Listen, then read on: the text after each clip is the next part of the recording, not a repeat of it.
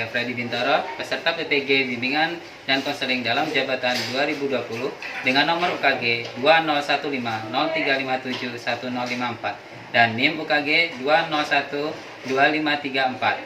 Berikut ini formulir pendaftaran uji kompetensi yang menunjukkan bahwa saya benar peserta PPG dalam jabatan tahun 2020. Di sini saya akan melaksanakan layanan konseling individu untuk keperluan uji kinerja. Terima kasih. Wassalamualaikum warahmatullahi wabarakatuh.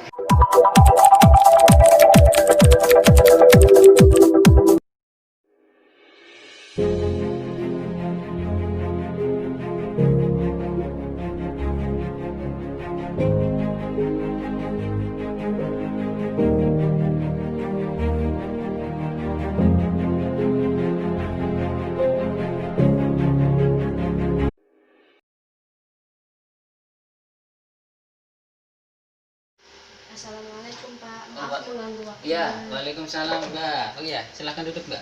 Iya Pak. Pakai face dulu ya Mbak. Iya Pak.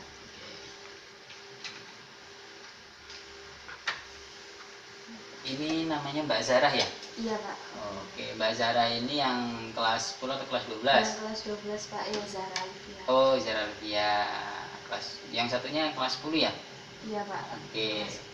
Gimana kabarnya Mbak Zarah? Alhamdulillah baik Pak. Baik ya, sehat ya. Bapak Ibu di rumah kabarnya? Alhamdulillah sehat semua. Sehat Pak. semua, alhamdulillah. Kemudian nih tugas-tugasnya gimana? Tugas-tugasnya sekolahan?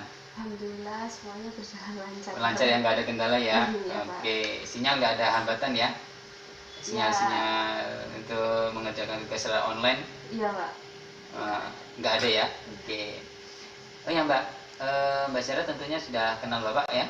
Iya Pak. Sudah kenal Bapak di sini Bapak Freddy, Bapak selaku guru bimbingan konseling. Ya di sini Bapak berikan untuk berkoordinasi. Ada dua ya di tempat kita ya. Satunya itu Pak Diantoro, itu dia bimbingan konseling untuk TKJ, sedangkan Bapak bimbingan konseling untuk OTKP ya. Oh ya, Mbak Zara ini ada yang bisa dibantu atau apa yang mau bisa diceritakan?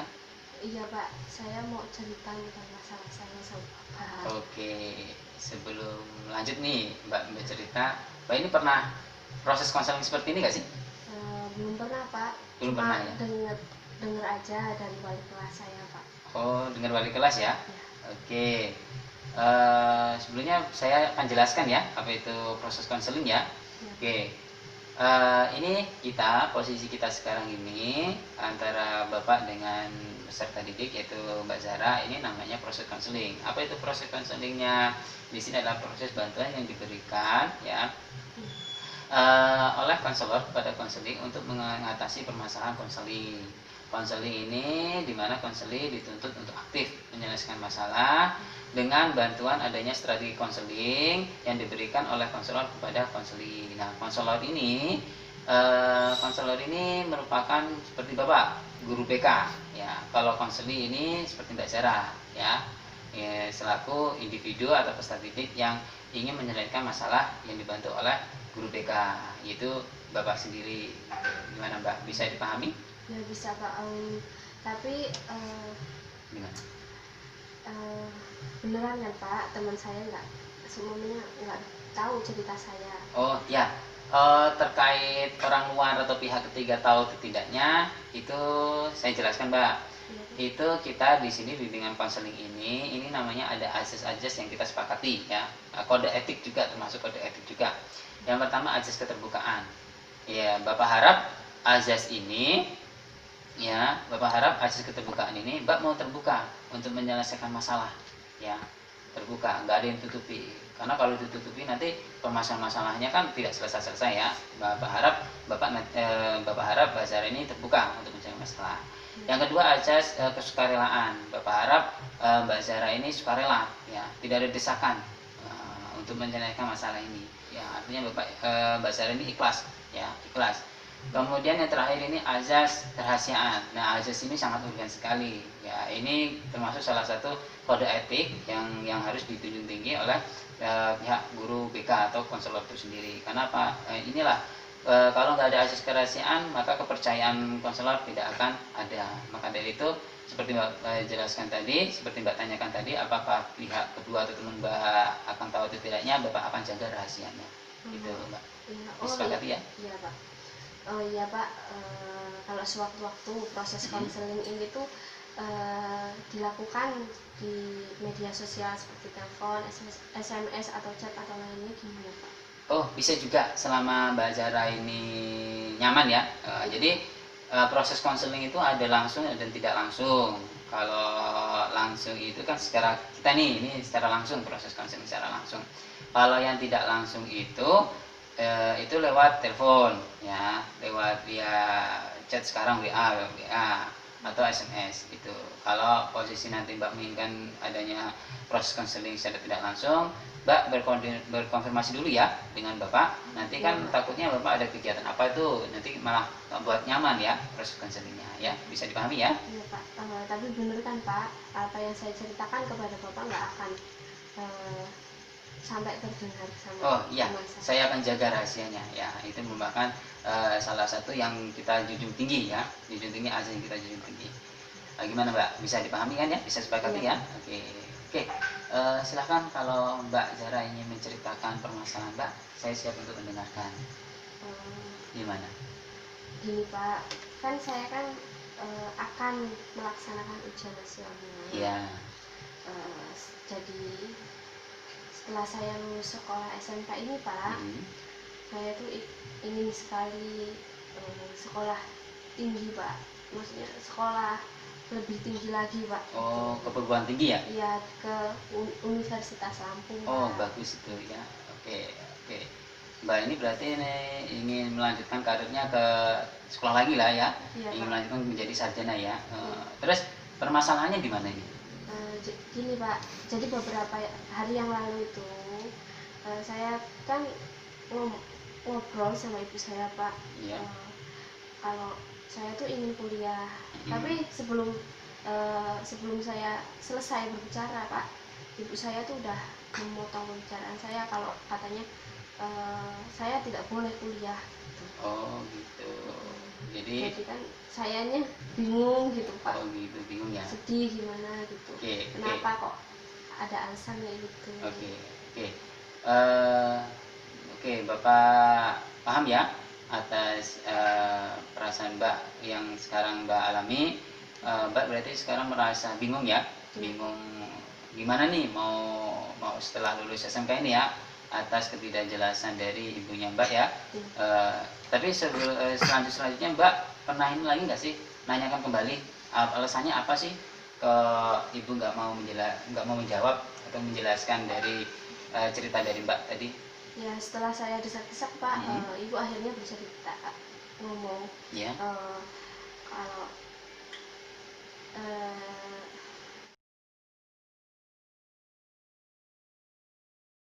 kata ibu saya Pak, saya lebih baik membantu ibu bekerja Pak daripada saya sekolah tinggi-tinggi. Kan saya anak perempuan Pak, toh ya kembalinya juga ke dapur ngurus anak sama suami gitu. Jadi buat apa sekolah tinggi-tinggi gitu. Tapi kan Pak, saya kan bercita-cita ingin membahagiakan orang tua saya Pak.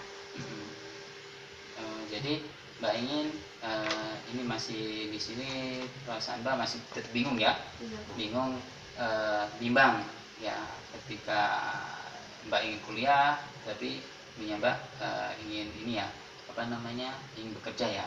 Iya. Oh ya, mohon maaf, boleh tahu nggak Mbak kondisi ekonomi Mbak Zara, keluarganya gimana sih? Ya saya emang terlahir dari keluarga yang kurang mampu ya Pak. Jadi ya apa masa nggak boleh sih Pak, kemampuan ekonomi keluarga saya menjadikan nggak ngebolehin saya buat sekolah yang lebih tinggi lagi. Punya bagus ya cita-cita Mbak ya, ingin ingin sekolah yang lebih tinggi lagi, ingin merubah mungkin ingin merubah kondisi ekonomi Mbak ya di rumah, ingin membahagiakan orang tua Mbak ya itu sendiri. Oh ya Mbak, Bapak Ibu kerja apa sih di rumah? Kalau Bapak lebih ke petani ya Pak. Oh petani ya. Kalau Ibu cuma pedagang aja. Oke, memang sih cita-cita Mbak melanjutkan sekolah lebih tinggi lagi ya. Kemudian ingat ya, biasanya kan orang-orang mengatakan carilah ilmu sampai ke negeri Cina ya. Artinya di sini carilah ilmu setinggi-tingginya ya. Bapak harap dengan ilmu yang Mbak dapat nanti bisa merubah kondisi ekonomi Mbak ya. Tetapi Mbak, yang perlu Mbak pahami, yang perlu Mbak tahu bahwasanya di perguruan tinggi itu ya bisa ringan ya, bisa ringan. Asalkan Mbak ini mau mengikuti program-program beasiswa di kampus tersebut ya. Bapak lihat kan Mbak punya ini nih, punya prestasi ya, punya prestasi akademik dan non akademik. Nah, di kampus itu ada juga beasiswa prestasi, baik prestasi akademik maupun non akademik. Kemudian dari pemerintah juga, pemerintah itu ada namanya beasiswa bidik misi ya, itu ada. Kemudian ada beasiswa yang sekarang Kartu Indonesia Pintar itu bisa digunakan oleh di kampus ya. Itu kan lumayan tuh, kalau Mbak nanti mengikuti beasiswa programnya itu bisa meringankan ya. Kan tinggal meringankan, tinggal berkonsentrasi untuk biaya kehidupannya aja ya. Dan juga Mbak, saya pernah mewawancarai, kemudian melihat, mengobservasi alumni-alumni yang sudah pernah yang lulus ya, alumni kita yang lulus. Saya tanya-tanyakan, kamu kuliah enggak gitu kan? Ternyata mereka kuliah. Gimana kamu, apa kuliah reguler? Oh, ternyata mereka tuh ada perkuliahan yang untuk orang-orang bekerja. Ada yang kuliah jam malam, ada yang untuk kuliah cuma Sabtu Jumat atau Jumat Sabtu atau Sabtu Minggu gitu Mbak. Mungkin itu informasi yang bisa Bapak berikan terkait dari bagaimana untuk mengurangi, meminimalisir ekonomi dalam perkuliahan itu sendiri Mbak. Ya Pak, terima kasih atas informasinya Pak. Iya. Oh ya Mbak Zara, nampaknya kita sudah jelas ya kayaknya gimana proses konseling ini, apa masalahnya ini.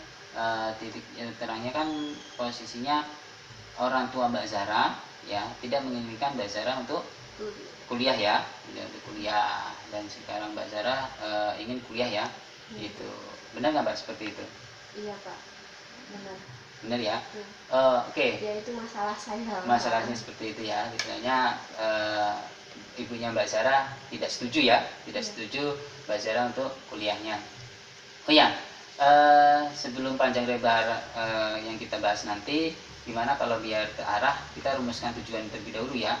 Tujuan konseling ini rumusan tujuan konseling ini kan gimana untuk menyelesaikan masalah Mbak Zara nih. Artinya di sini menyelesaikan bahkan sampai dengan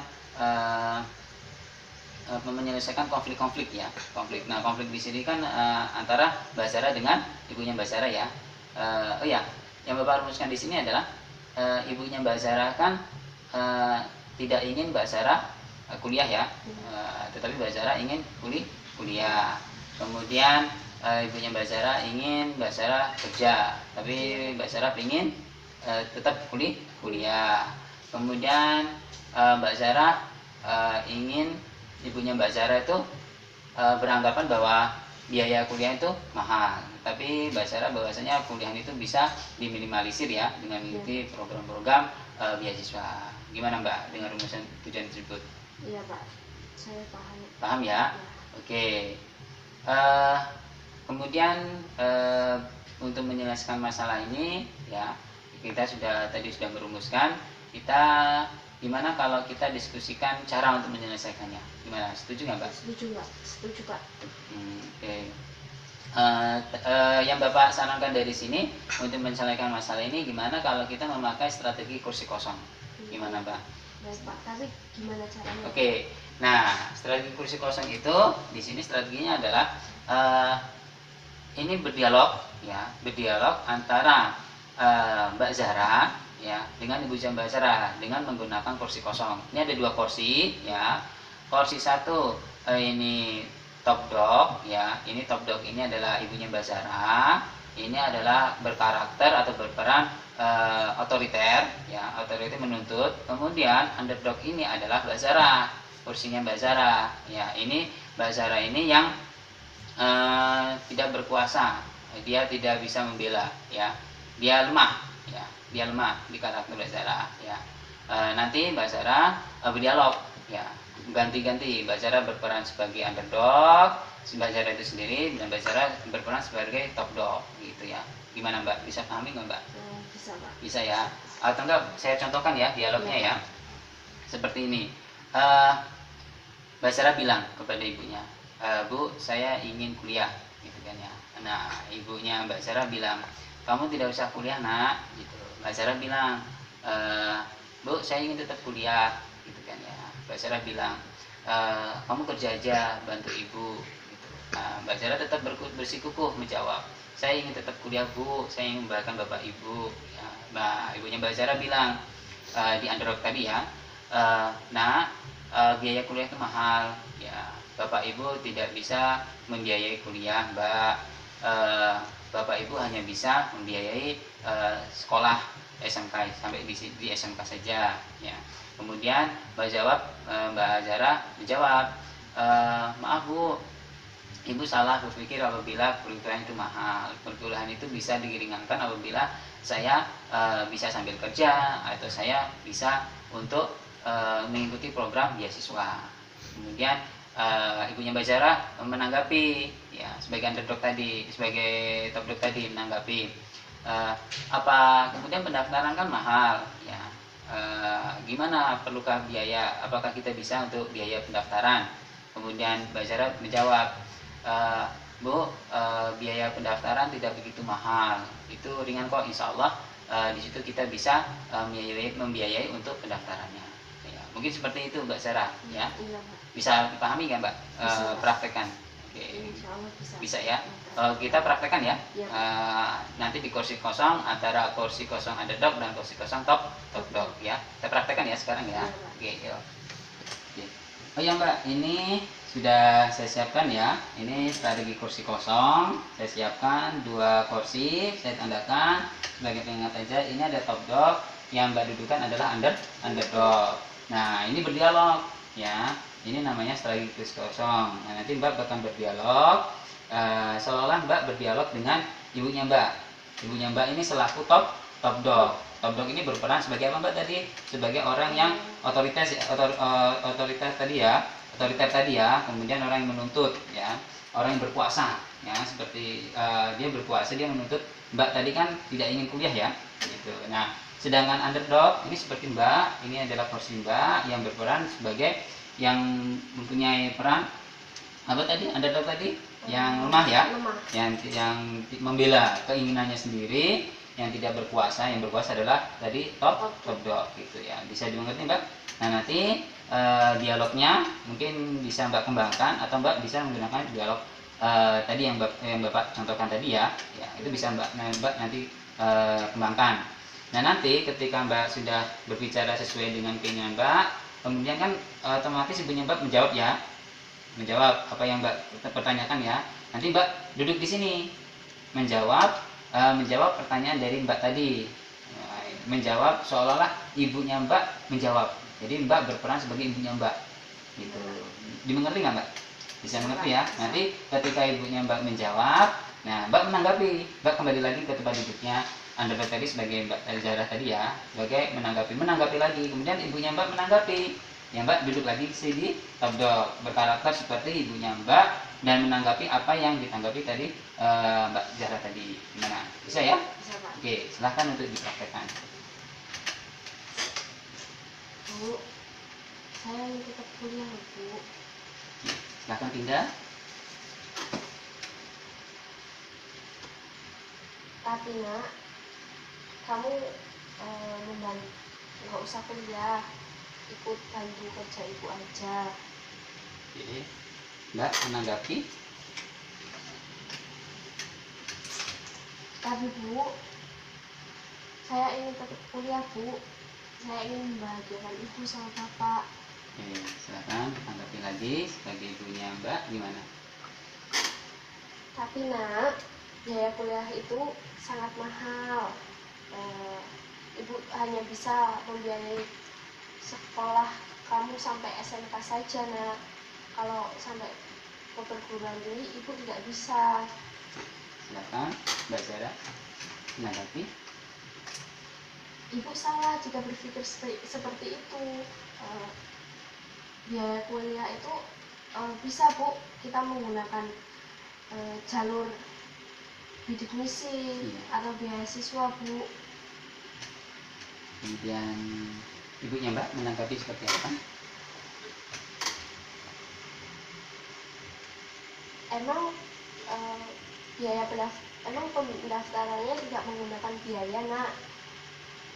Oke, silakan menanggapi seperti apa Mbak Zara menanggapinya. Ya itu perlu bu, tapi biaya pendaftaran itu tidak terlalu berat kok bu. Insya Allah kita bisa membiayainya. Oke. Gimana Mbak? Bisa mempraktekannya ya? Ya bisa. Oke. Dari praktek ini gimana perasaannya? Sedikit lega Pak. Sedikit lega ya. Oke. Kita kembali lagi ya ke berikutnya ya. Iya. Berikut kita ya. Oh. Gimana Mbak tadi? Bisa kan ya? Ya, tekniknya ya, mudah kan ya? Ya. Mudah. Oh ya, setelah ini kita melakukan teknik kursi kosong tadi nih, berlatih teknik kursi kosong. Seberapa besar sih Mbak teknik ini bisa membantu Mbak dalam mengatasi masalah Mbak? Saya jadi bisa percaya diri untuk berbicara kepada ibu saya. Oke, jadi Mbak sekarang sudah mulai ya meningkatkan motivasi Mbak ya, meningkatkan percaya diri Mbak ya, dan alhamdulillah ya.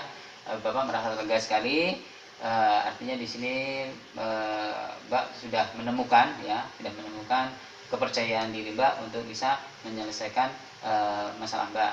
Oh ya, setelah proses konseling nih, proses dari sini, apa yang Mbak lakukan? Setelah ini saya akan mempraktekkan kursi kosong ini di rumah dengan ibu saya. Oke, jadi nanti apa yang kita praktekkan ini ya, coba Mbak terapkan ya, implementasikan ya. Gimana sih tanggapan ibu Mbak ya? Oke. Oh ya Mbak, dalam semua proses konseling ini nih, ya dari awal sampai saat ini proses konseling ini, apa yang Mbak rasakan? Alhamdulillah saya bisa lega Pak. Iya, lega ya. Proses ini. Oke. Akhirnya saya menemukan menemukan titik terang dari masalahnya. Oke. Jadi Mbak menemukan ya, gimana sih Mbak akan menyelesaikan ya untuk masalah ini. Oke. Proses selanjutnya gimana kalau kita mengadakan proses konseling nih untuk mengetahui perkembangan penyelesaian Mbak gitu. Gimana Mbak? Baik Pak. Baik ya. Kapan kita bisa untuk proses konseling ini? Semingguan lagi ya. Oke, minggu lagi ya Bapak tunggu di ini ya, nanti konfirmasi ya. Iya Pak. Oke. Alhamdulillah ya Mbak, akhirnya Mbak bisa meningkatkan percaya diri, Mbak bisa bisa menemukan gimana caranya untuk bisa menyelesaikan masalah Mbak sendiri ya. Semoga yang Bapak harapkan di sini ya, Mbak nanti berhasil, kemudian orang tua Mbak percaya terhadap Mbak, dan insya Allah ya semoga Mbak lancar atas apa yang Mbak cita-citakan, dan semoga Mbak bisa membahagiakan orang tua Mbak sendiri ya. Ini juga berkat, terima kasih, ini juga berkat bantuan dari Bapak. Iya, sama-sama gitu ya. Oh ya Mbak, cukup sekian ya proses konseling kita kali ini. Nanti yang sudah kita sepakati kita berjumpa kembali ya. Semoga berhasil ya kita sendiri.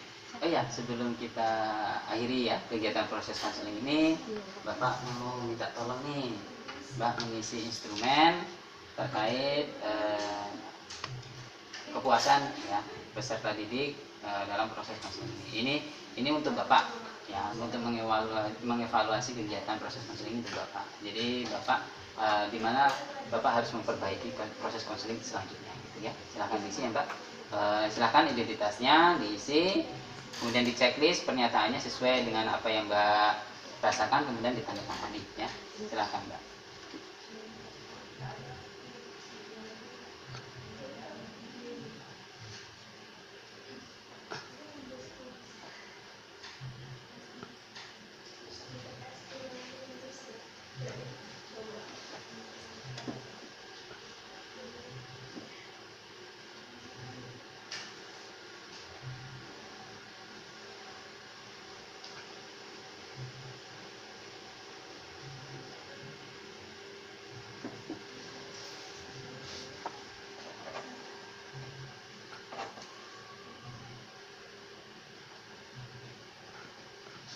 Oke, terima kasih ya Mbak sudah mengisi instrumen dari Bapak. Iya, Pak. Bapak berterima kasih sudah mempercayai Bapak karena bisa membantu Mbak Sarah ya dalam menyelesaikan masalah. Mudah-mudahan apa yang kita bahas pada proses konseling ini ya bisa segera menyelesaikan masalah Mbak, sehingga Mbak bisa memutuskan Mbak nanti karir selanjutnya setelah SMK mau kuliah atau mau bekerja. Jadi bisa Mbak langsung mempersiapkan diri ya, gitu ya. Bisa kembali lagi ke kelas aktivitasnya kembali ya Mbak, dan semoga berhasil ya. Amin, Pak. Ya. Assalamualaikum, Pak. Waalaikumsalam.